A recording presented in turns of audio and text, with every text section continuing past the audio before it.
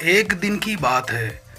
पति पत्नी से बोला, जब मैं अच्छे कपड़े पहनकर बाजार जाता हूँ तो सब्जी वाले सब्जी महंगी देते हैं, और जब गंदे कपड़े पहनकर जाता हूँ तो सब्जी सस्ती मिलती है।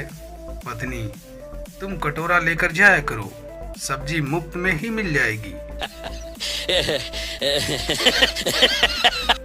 डॉक्टर महिला से, क्या आप डिलीवरी के वक्त बच्चे के पिता को अपने पास देखना चाहेंगी? महिला, नहीं, उन्हें मेरे पति पसंद नहीं करते। सुरेंद्र लाइब्रेरी में 3 घंटे तक एक पुस्तक पढ़ने के बाद बोला, कितनी बोरिंग पुस्तक है, इतने सारे किरदार मगर कोई कहानी नहीं। लाइब्रेरियन, भाई साहब, वो टेलीफोन डायरेक्टरी थी।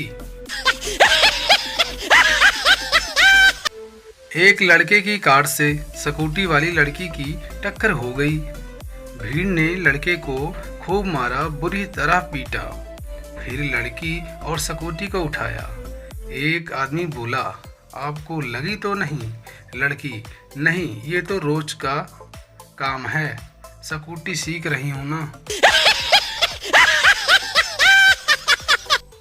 कुछ लोग धर्म के नाम पर लड़ते हैं, कुछ धन के नाम पर, तो कुछ जाति के नाम पर।